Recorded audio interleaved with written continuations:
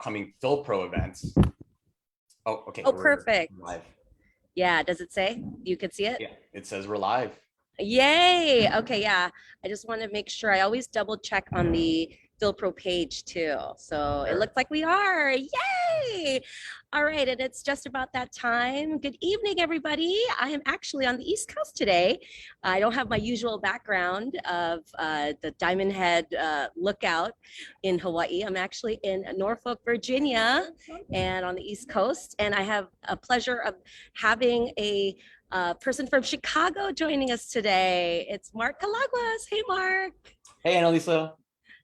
I'm super excited because, we're going to be talking about several different issues today, but obviously we always start out with your connection to FilPro and your takeaways from that experience and how you're doing now, obviously. Okay, well, to start it off, I was a delegate back in 2016. So, big up to batch 5. And now currently I'm on the board of directors, and I'm also a member of FilPro's COVID-19 task force. And I'm the chief legal advisor for the TaiyoHelp desk, which is the platform we launched to combat COVID-related misinformation and to help our kababayan, navigate the pandemic. But by connecting them to important services, including public and mental health resources, legal aid, small business assistance, and much more. Yeah, that's just to name a few, right? It's such a wonderful organization. And before we start diving into that, though, I wanted to ask you about maybe one of your best memories from your experience at the immersion program or just being in with FilPro those years ago. Okay, so there's a ton, but I guess the first one that comes to mind, because I'm really into food, is when my batch did a food and pub crawl in Poblacion in Makati. So we got to check out kind of the up and coming, independent, little spots, bars, little cocktail lounges, kind of like the diverse cuisine there. And for me, this trip was the first time I went to the Philippines where, it wasn't a family trip. It was as an adult with a cohort of other, young-ish Philams, and basically engaging with folks over there as professionals, right? Where we talked about kind of, what we do for our jobs and the things that, we're concerned about, both professionally and kind of just, in the community and the world as a whole. So it was definitely a different kind of trip. And how it is, I think a lot of folks, when you go over there, when it's with your family, which is amazing, a lot of the times it doesn't leave a lot of time to really kind of explore, just different cultural sites, maybe stuff that's personally interesting to you, unless of course you're taking a whole lot of time off of work. And, I didn't have that. So it was really cool to, go on this trip and experience all this kind of rich, culture that the country, had to offer. Yeah, and I was about to say you are an attorney, so part of your work actually has expanded beyond your daily role, and we've talked about this before. Just the fact that your work, while it doesn't involve actual working with, I guess the Filipino communities per se, you've actually taken your role to mean that in your other projects, right? With Filipino Young Leaders Program and with Tayo. Yeah, it's been an incredible experience. I mean, obviously, the pandemic was really disruptive, right? And of course, we can't underestimate, kind of the loss that our community has suffered. But thanks to this really incredible, group of people at FilPro, we were able to take that and really make something impactful. which is the COVID task force, which started off, just doing fundraising, early part of the pandemic, making sure, organizations on the ground here in the US and in the Philippines, we were able to supplement their fundraising, and obtaining PPE and distributing food and all that. So that was the early part. But then as summer came along, we started having conversations about our families, and how, there's all these, public health guidance, to keep us safe. And at times, it for some of our members, it was kind of difficult to talk about this for various reasons, right? But again, Filipinos, we love family, we love big gatherings, right? And some of these activities that are a source of comfort and resilience in other crises is the kind of thing that could make us sick or worse in this pandemic. And because of some of the generational kind of divides too, we really started confronting this issue, like how do we have these conversations across generations? And so that's how the idea of Taiyo came about. And we really seized on an opportunity from a pretty significant funder, the Booz Allen Foundation.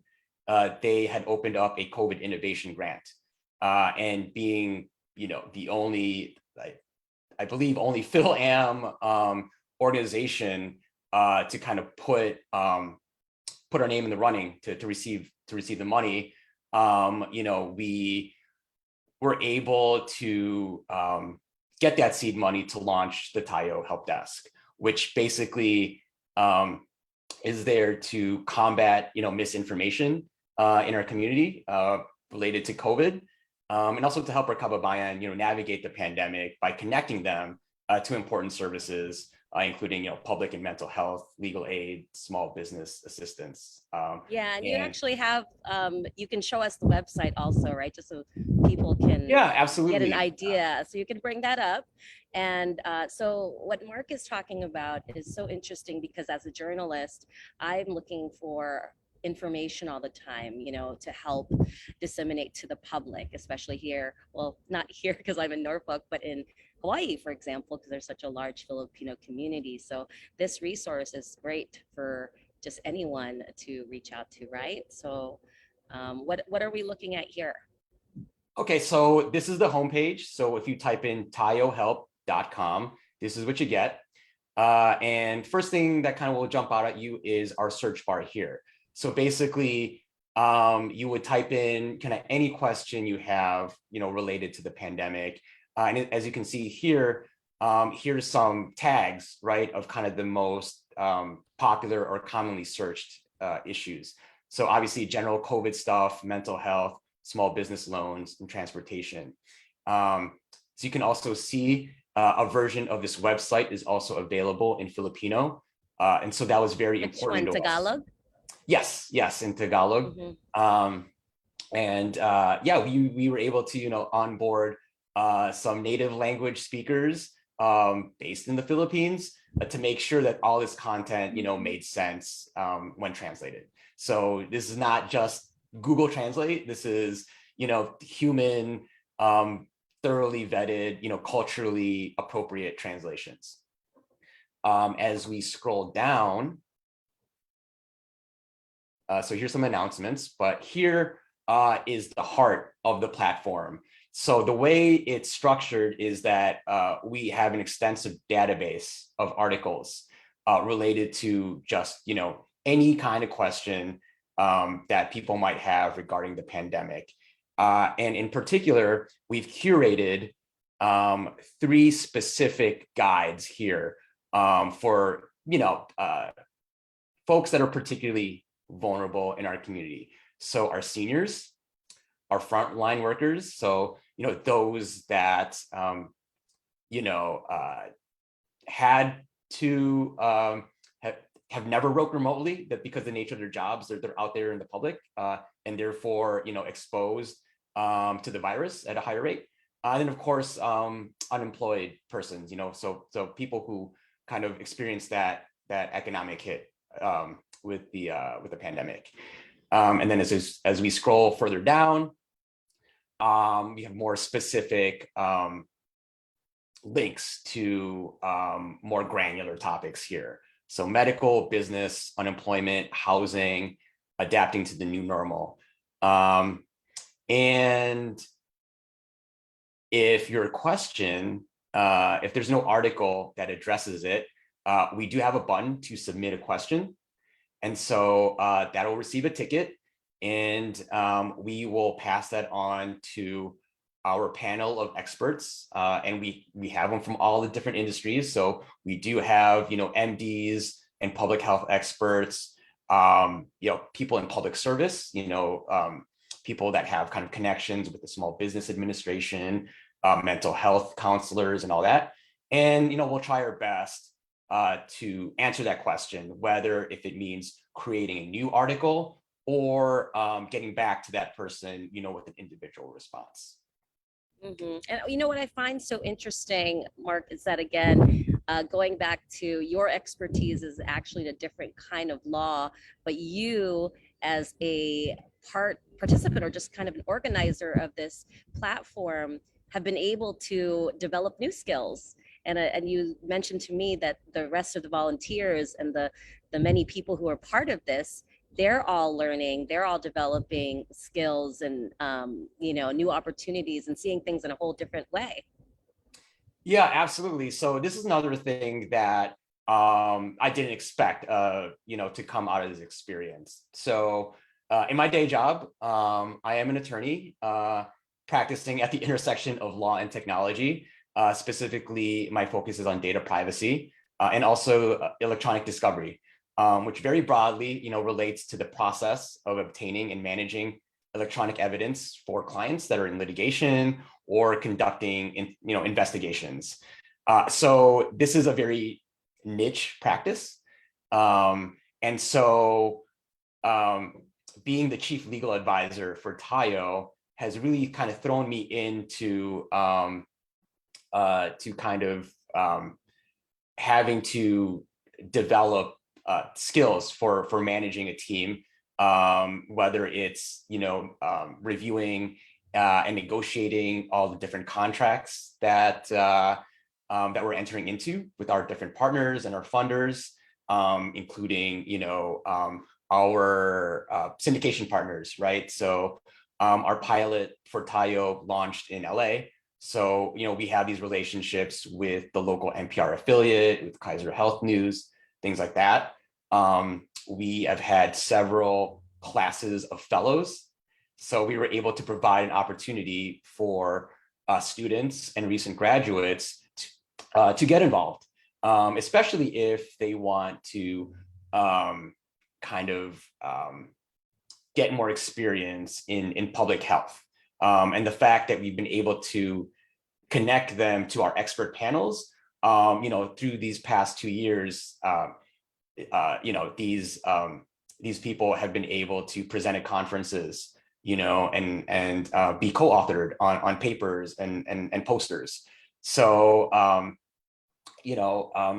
think this Taiyo experiment is something that we could definitely roll out in other contexts for FYLPRO.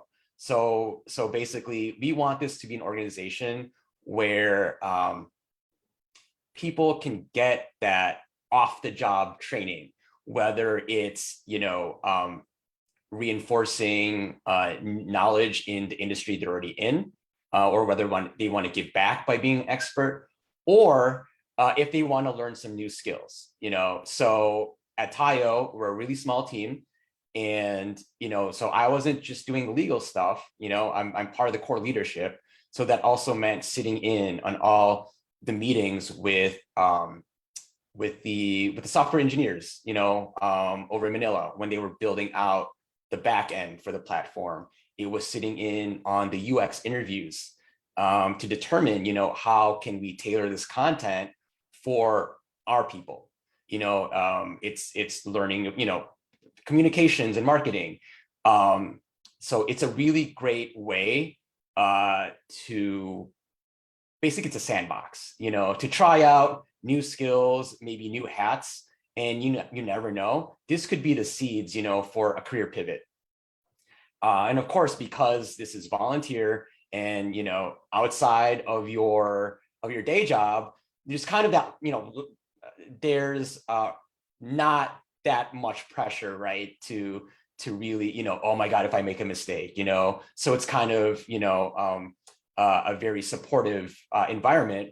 But of course, you are still kind of supervised and guided by an actual subject matter expert.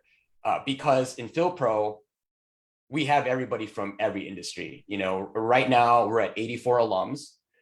So those are the folks that in the past, before the pandemic, went on that trip.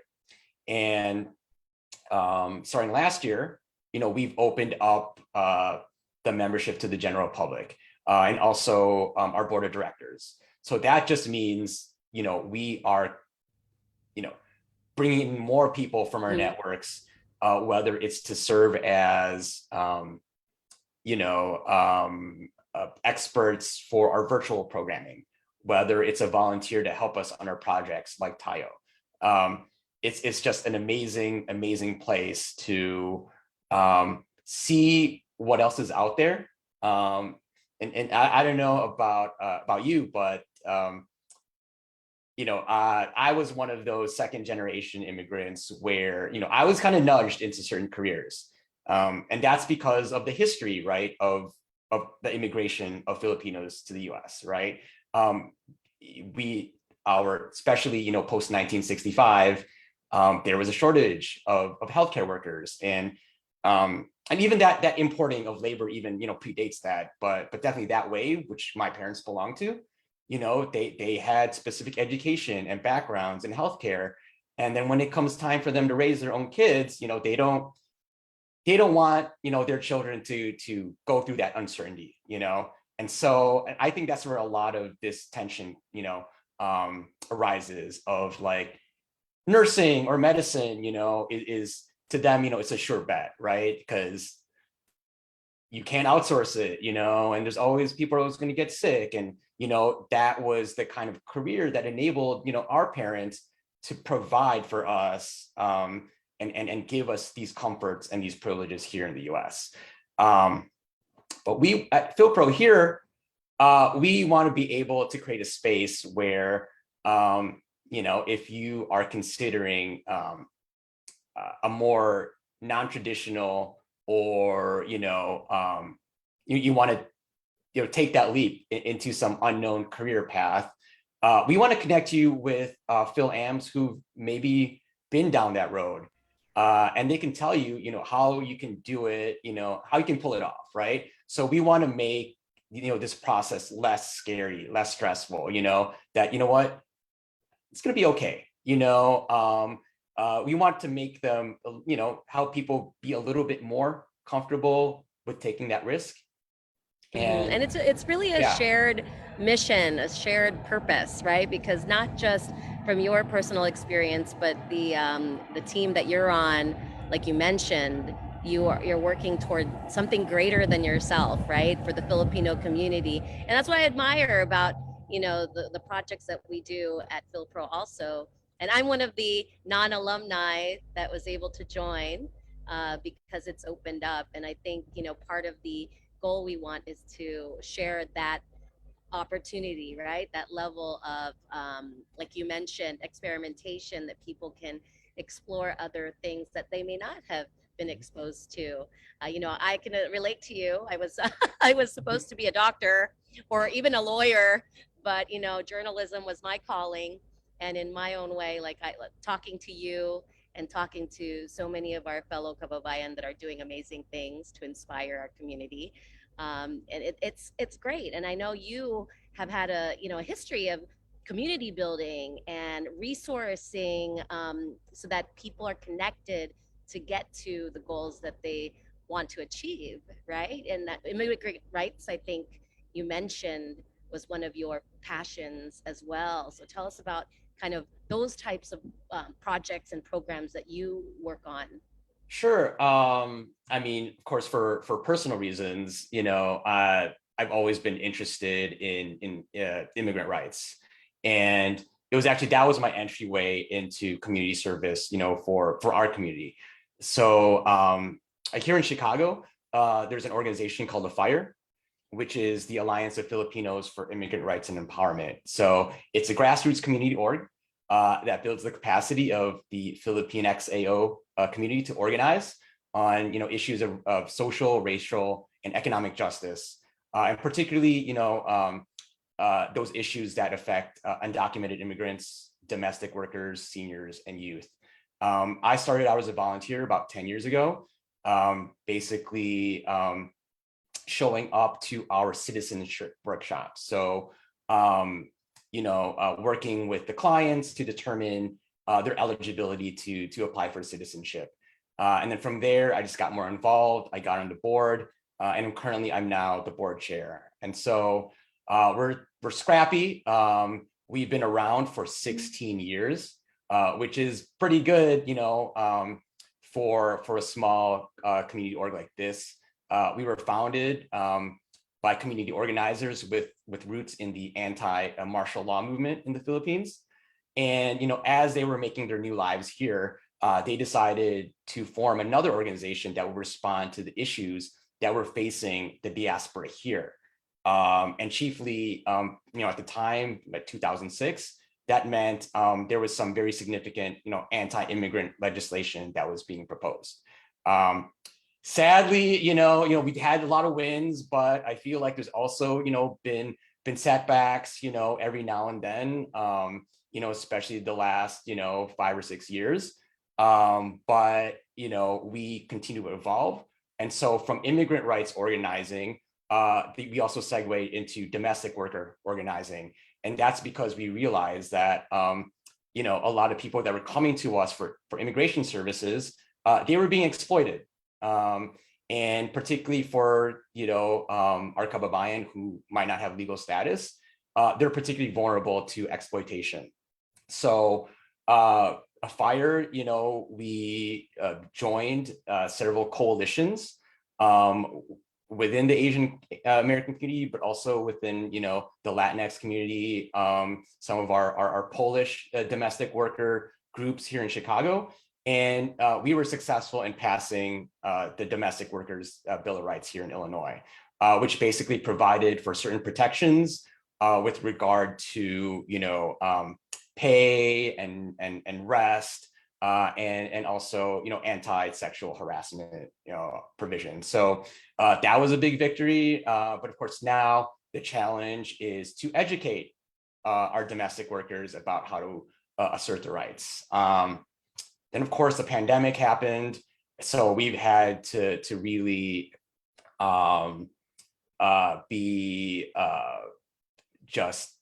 adapt. And so it's creating virtual spaces for people to process, the events of all this going on right now, doing wellness calls to our community because, we are intergenerational. So we have young, passionate, organizers who are out there at rallies, who are out there, meeting with lawmakers, but we also serve and are also led by our domestic workers. So, back before the pandemic, you had kind of these really wonderful moments of, say, a tita or a lola coming up to one of our state legislators and saying, please, you need to pass, this specific law or this platform that's really important to Asian Americans and domestic workers. And you know why? Because this is my story as a domestic worker. And just to see them, that kind of empowerment, to have them realize that, like, hey, you can actually you make a difference, and you can make your voice heard for before the folks that represent you in the legislature. I mean, that's what keeps me involved in the organization. And as we move through 2021 and 22, we've definitely had emergency responses. So it's, holding vaccine clinics. It's partnering with other organizations, particularly FYLPRO and Taiyo, to do webinars, back when the vaccines were first being rolled out. Of course, was a lot of anxiety and confusion about, the safety and the science behind it. And what we did was we convened, our experts who were, again, MDs and public health experts, to kind of just frame everything in a way that was accessible to our community. So as we go on through 2022, we just are just looking to enter into more of these partnerships, and I think that's where FYLPRO, because we are a hub, can really facilitate these kind of connections. Yeah, so important, the building of relationships, as you mentioned. And again, you mentioned lawyers all across the country working together, right, to increase access and, building a pipeline, really, right, of support at the highest levels, not just in the legal industry, but at the judiciary level, at the political level. So these laws that you mentioned are actually not just proposed, but passed, right? Exactly. That's the biggest challenge. Yeah. And especially if you don't have people in your community at those highest levels, that's a challenge, right? So, but I know you're. Well, maybe this is the segue, right? Let me just do another plug to the other big organization that I've been involved with is FYLPRO, which is the National Filipino American Lawyers Association. We will be celebrating our 10th year of existence in 2022. Just like us. Just like exactly. I mean, all these convergences, it's kind of eerie sometimes, right?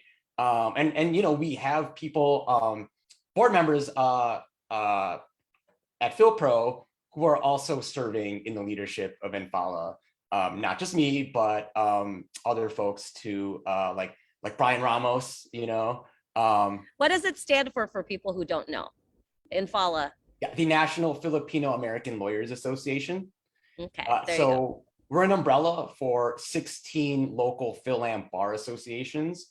So this ranges from large and established ones, like on the West Coast that predate FYLPRO by like 30 years, to newer chapters in places where the legal community is growing, like Georgia, Ohio, Massachusetts, and Texas.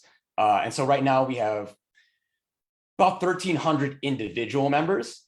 And really, we are, the voice of the PhilAm legal community. We provide a network for attorneys at all career levels and our future lawyers in the law school pipeline. So we are a resource for mentorship and education. And then, as you mentioned, advocacy. So we are always actively working to get PhilAms in positions of leadership, not just in the private sector, but as you mentioned, in public service. Mainly that's the judiciary, but also appointments. So, one win, I guess, that our community can celebrate, right, was the appointment of Rob Bonta to California Attorney General, who, of course, is a big, friend and supporter of FYLPRO and particularly our Bay Area affiliate, FBank. And so we were pretty active in that campaign. And again, joining with other organizations in the PhilAm community and in the AAPI community to make it happen. And then, of course, we can't forget about our vets, our World War II vets. So we are partnering with PhilVet Rep to get the Rescission Act of 1946 repealed. And for those that don't know, this was passed after World War II, which basically rescinded a bunch of the benefits that were promised to our veterans who served in the Philippines. So this has been a huge stain, for our community, and people have fought over the decades to win back, those recognitions and those benefits, in almost in a piecemeal fashion, right?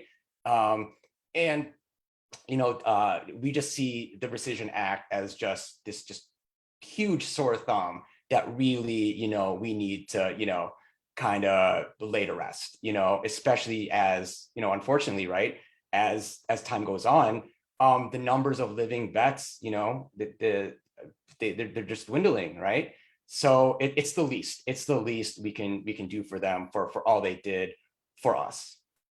Yeah, so many major issues that we could be working on and that you are working on. So in our last couple minutes, I want to give you a chance, Mark, to do your call to action for our viewers. Especially, I know that Tayo's working on a pretty cool, groundbreaking survey for data that, that we Yes, really need for our yes, community. very exciting. So this Yeah, so is tell us that.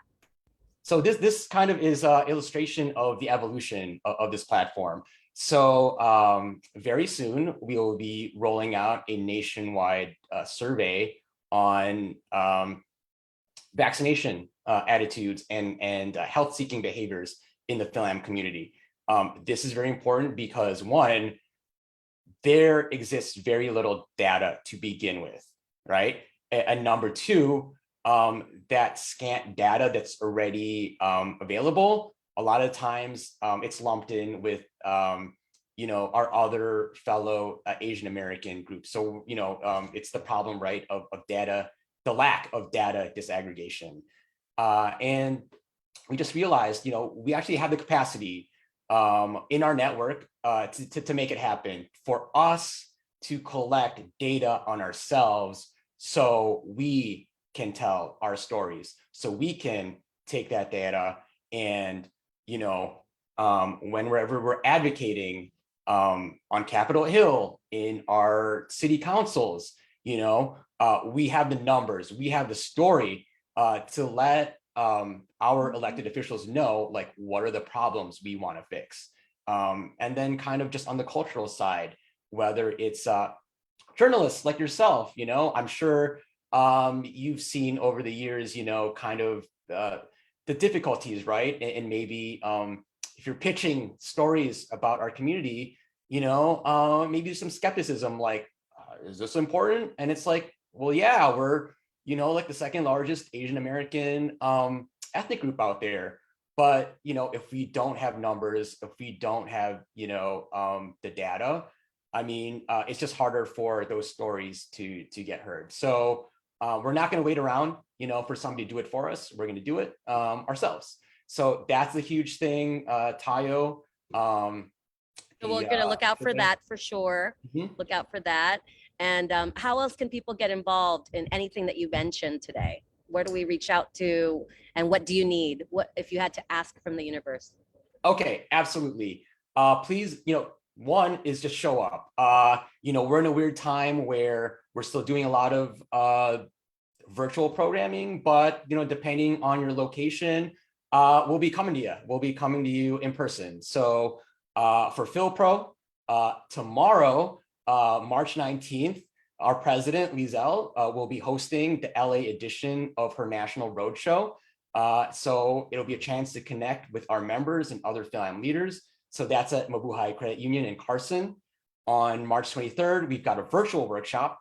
So that's basically consists of a career Q&A with an executive recruiter and career coach. And then on March 26th, we have a really cool virtual workshop on Philippine genealogy. It's about researching the origins of your surname. So that's, on the FYLPRO side. So obviously, I guess if you're tuning right now, you know how to find FYLPRO. But in case you weren't aware of what's coming up, that's in the pipeline.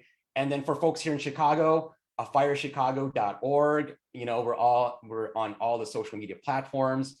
On March 21st, we have our virtual storytelling space, which, as we get into April and May, we're going to have in-person outdoor editions of that. And then if you want to see me in person, on April 2nd, I will be on a career panel at the Midwest Filipino American Summit at the University of Wisconsin in Madison. Okay, wonderful. So many ways to get involved. And, I'm so honored to be able to talk to you about all these great programs you work on, Mark. I don't even know how you get things done, plus have a day job, but that's how we all function, I guess, in this world. We have our passion projects, and then we have our regular day job, which we, pays the bills, and we're good at too, I guess. And you never know. Somewhere down the line, a lot of these things will intersect in some very just surprising and really serendipitous ways. So I'm just waiting, being grateful for what the universe is kind of offering me despite these really tough times, and it's all really thanks to this network here. It's been incredible. I mean, the trip to the Philippines was amazing, but really coming back here and being connected to these 84 alums, and now kind of our friends of friends who are now part of our family, such as you and our general members and our new board members. I'm just super excited for what the future holds. Me too. And happy 10-year anniversary to us at FYLPRO. And I look forward to working with you more in the future. And then Taiyo, of course, is the name of the organization. I have my representation right here. Woo-woo. Oh yeah, and gotta have that swag. Of course. And if you have any more questions, reach out to Mark. Thanks, Mark. I appreciate you. All right, thanks. Have a great weekend. You too. Bye. Bye, everybody.